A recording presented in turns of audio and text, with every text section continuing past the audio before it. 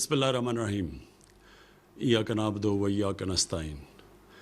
मेरे पाकिस्तानियों, आज आप सबको मैं पाकिस्तान की 74वीं यौम आज़ादी की मुबारक देना चाहता हूँ। ये पाकिस्तान मैं हमेशा कहता हूँ एक अजीम ख्वाब का नाम था, और वो ख्वाब थी हमारे फाउंडिंग फादर्स कायद आज़म मोहम्मद अली जिन्नाह और इल्लामा इकबाल की। और वो ख्वाब ये थी कि हमने पाकिस्तान को एक इस्लामी फलाई रियासत बनाना था, और दूसरी तरफ उस रियासत के अंदर कानून की बालादस्ती कायम करनी थी, जिधर सब इंसानों के हकूक़ होने थे, चाहे उनका कोई रंग हो या जो भी उनका मज़हब हो, लेकिन सब इंसान बराबर और हकूक़ उनके रियासत ने गारंटी करने थे। तो ये एक बहुत बड़ी ख्वाब है, और इस सफ़र के ऊपर हम निकले हुए हैं, और मुझे कोई शक नहीं कि इंशाअल्लाह इस मंजिल तक हम पहुंच जाएंगे। लेकिन इसमें हम सब मिलके एक जद्दोजहद करेंगे तो पहुंचेंगे। दूसरी, मैं आज आपको मुबारकी देना चाहता हूं, जिस तरह सारी कौम ने मिलके कोरोना वायरस का मुकाबला किया।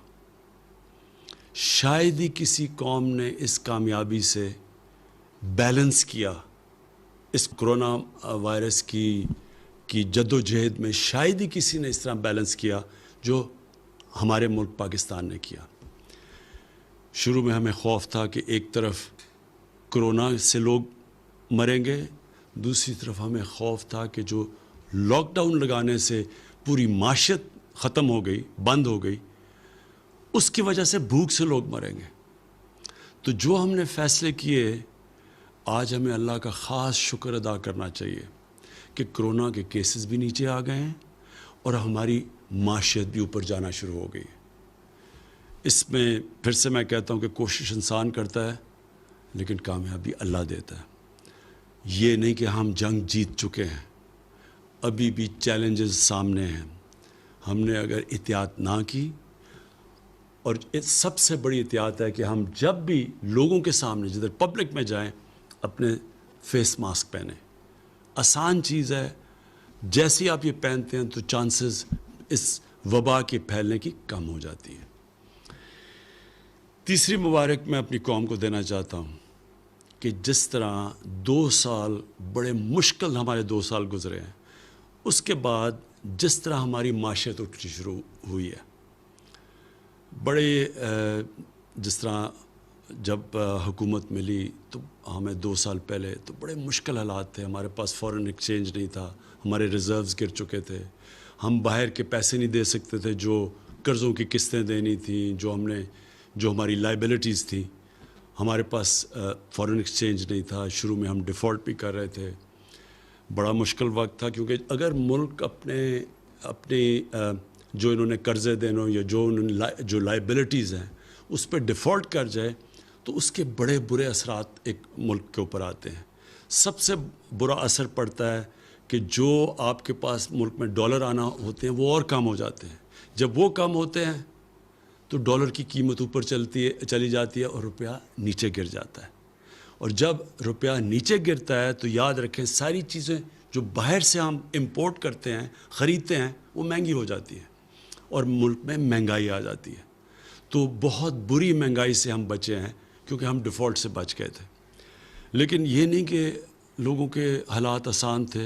मैं सब जानता हूँ कि किस तरह लोगों के हालात मुश्किल थे और अभी भी हैं। लेकिन खुशखबरी आप सब के लिए ये है कि हालात बेहतर हो रहे हैं। हमारी हर चीज़, अगर आपने देखना है कि बिज़नेस कम्युनिटी का कितना एतमाद है एक मुल्क की माशियत पे, तो स्टॉक मार्केट देखें। रिकॉर्ड हमारी स्टॉक मार्केट ने कामयाबी से ऊपर गई है। इसलिए गई है कि लोगों का एतमाद बढ़ना शुरू हो गया, और उसकी एक बहुत बड़ी वजह हमारी कंस्ट्रक्शन इंडस्ट्री है। हमने अपनी कंस्ट्रक्शन इंडस्ट्री को वो मराद दिए हैं जो कि कभी पाकिस्तान की तारीख़ में कंस्ट्रक्शन इंडस्ट्री को पहले नहीं मिले थे।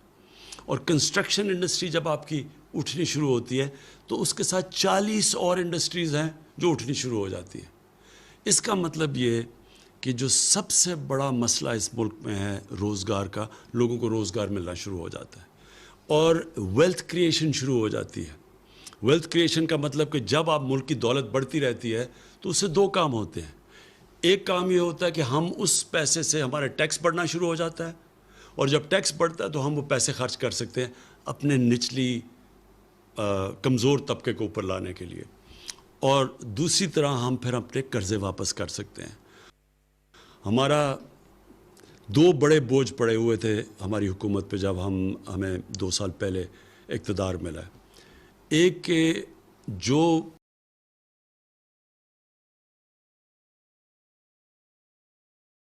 پچھلی حکومتوں نے قرضے لیے ہوئے تھے, جتنا ہم نے پہلا سال ٹیکس اکٹھا کیا 4,000 ارب روپیہ, اس میں سے 2,000 ارب روپیہ ان قرضے جو لیے ہوئے تھے ان کے اوپر قسطیں واپس کرنے پہ. تو ملک کے پاس پیسہ آدھا رہ گیا ملک چلانے کے لیے, اور پھر مزید اور قرضے لینے پڑے ملک چلانے کے لیے. پیسہ آدھا رہ گیا ملک چلانے کے لیے, اور پھر مزید اور قرضے لینے پڑے ملک چلانے کے لیے. اور جو دوسرا بوجھ ہے وہ میں بعد میں بتاؤں گا, وہ پاور سیکٹر کا ہے.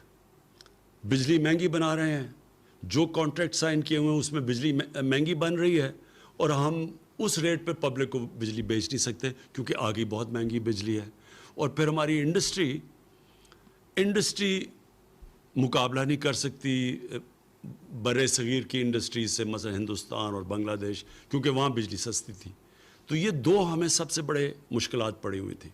تو اس کے لیے جو ہماری معیشت تھی وہ اٹھ نہیں رہی تھی, کیونکہ ہم بیلنس کر رہے تھے, اپنے خرچے کم کر رہے تھے, آمدنی بڑھانے کی کوشش کر رہے تھے. تو اللہ کا شکر ہے کہ آج ہماری آمدنی بڑھنی شروع ہو گئی ہے. اس کرونا وائرس کے باوجود ہماری جولائی کے اندر جو ٹیکس کلیکشن ہے وہ جو ہم نے ٹارگٹ سیٹ کیا تھا اس سے زیادہ ہوئی ہے, اور آگے اور بہتر حالات نظر آ رہے ہیں. اور جیسے جیسے ہماری کنسٹرکشن انڈسٹری چلے گی تو انشاءاللہ ہماری ٹیکس کلیکشن بھی بڑھتی رہے گی, اور روزگار بھی لوگوں کو ملتا رہے گا. اور ہمارا جو اور خوشائن چیز ہے, ہماری ایکسپورٹس بڑھنی شروع ہو گئی ہیں.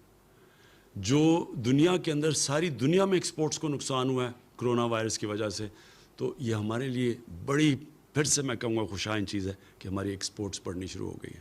ہماری ٹیکس کلیکشن اوپر چلی گئی ہے, ہماری سٹاک مارکیٹ اوپر چلی گئی ہے, سیمنٹ کی سیلز اوپر چلی گئی, اس کا مطلب کنسٹرکشن ایکٹیویٹی شروع ہو گئی ہے. اور انشاءاللہ آگے جو ہم اب دیکھ رہے ہیں کہ حالات اب مزید بہتر ہوتے جائیں گے. آگے جو ہم اب دیکھ رہے ہیں کہ حالات اب مزید بہتر ہوتے جائیں گے. تو جو میں پھر سے آپ کو جو کہا تھا کہ دوسرا ہمارے لیے بہت بڑا مسئلہ وہ ہے کہ مہنگی بجلی جنریٹ کر رہے ہیں ہم. کانٹریکٹس جو سائن کیے ہوئے تھے ماضی میں حکومتوں نے, وہ بجلی جس قیمت پہ بنا رہے تھے اس میں اور جو ہم بیچ رہے تھے اس میں بہت بڑا فرق تھا, جس کی وجہ سے ہمارے گردشی قرضے بڑھتے جا رہے تھے. کوئی بھی دکان نہیں چل سکتی اگر وہ مال خریدے 10 روپے کا اور بیچے لوگوں کو 5 روپے کا. کوئی دکان نہیں چل سکتی. بجلی مہنگی خرید رہے ہیں اور جو بیچ رہے ہیں وہ ہم کم, کیونکہ آگے بجلی بہت مہنگی تھی. تو لہٰذا مذاکرات چل رہے تھے گورنمنٹ کے اور انڈیپینڈنٹ پاور پروڈیوسرز کے. تو میں جو چوتھی مبارک اپنی قوم کو دینا چاہتا ہوں کہ یہ طویل مذاکرات کے بعد ہماری کل اگریمنٹ ہو گئی ہے, ان سے معاہدہ ہو گیا. اس کی ڈیٹیلز تو ہماری ٹیمز آپ کو بتاتی رہیں گی, لیکن اس کا اب آپ کے عوام کے اوپر کیا فرق پڑے گا, اس سے جو بجلی کی جنریشن کی قیمت ہے وہ کم ہونی شروع ہو جائے گی. اور جب وہ بجلی کی جنریشن کی قیمت کم ہوگی, یہ فائدہ ہماری انڈسٹری کو بھی ہوگا اور انشاءاللہ آنے والے دنوں میں عوام کو بھی ہوگا. دوسرا, اس کے دو پہلو ہیں. ایک تو ہم بجلی مہنگی بنا رہے ہیں اور بیچ کم رہے ہیں, تو وہ انشاءاللہ اس جنریشن کی قیمت کم ہوگی. دوسرا, آنے والے دنوں میں جو ہم بڑی دیر سے تیاری کر رہے ہیں اپنی ڈسٹریبیوشن نیٹ ورک کو ٹھیک کرنا. جو بجلی ہم جو ڈسٹریبیوشن جو لائنوں میں جاتی ہے اس میں سے بہت لائن لاسز ہیں, چوری ہے اور لائن لاسز ہیں. اس کو کم کرنے کے لیے آنے والے دنوں میں آپ کے سامنے آپ پورے وہ ریفارم پیکج لے کے آئیں گے کہ کیسے ہم یہ ڈسٹریبیوشن بجلی کا اس میں لائن لاسز کیسے کم کر سکتے ہیں, چوری کیسے کم کر سکتے ہیں. یہ پورا پیکج آپ کے سامنے لے کے آئیں گے. پھر سے اس کا نیٹ نتیجہ انشاءاللہ بجلی کی قیمت کم ہوگی. یہ سب سے بڑا بوجھ ہمارے اوپر قرضوں کے ملک کے قرضوں کے اوپر کا ایک بوجھ، اور دوسرا بوجھ یہ پڑا ہوا ہے، یہ جو مہنگی بجلی بنا رہے ہیں اور پھر ہم جو ڈسٹریبیوٹ کرتے ہیں اس میں نقصان بہت ہو رہا ہے۔ اس سے جو پاکستان، جو میں پاکستان دیکھ رہا ہوں کہ ایک انڈسٹریل پاکستان، جو انڈسٹریل پاکستانی روزگار دے سکے گا لوگوں کو، انشاءاللہ اس ڈائریکشن کے اوپر ہم نکل جائیں گے۔ آخر میں پاکستان کی طرف سے مقبوضہ کشمیر میں جو ہمارے بھائی اور بہنیں ہیں، جو ہمارے بچے ہیں، ہم سب کو آج پاکستان کی طرف سے میں ان سب کو آج پیغام دینا چاہتا ہوں کہ سارا ملک آپ کے سامنے کھڑا ہے، سارے ملک کو احساس ہے کہ کس قسم کے ظلم کا آپ سامنا کر رہے ہیں، کس قسم کی مشکلات آپ کے اوپر ڈلی ہوئی ہیں۔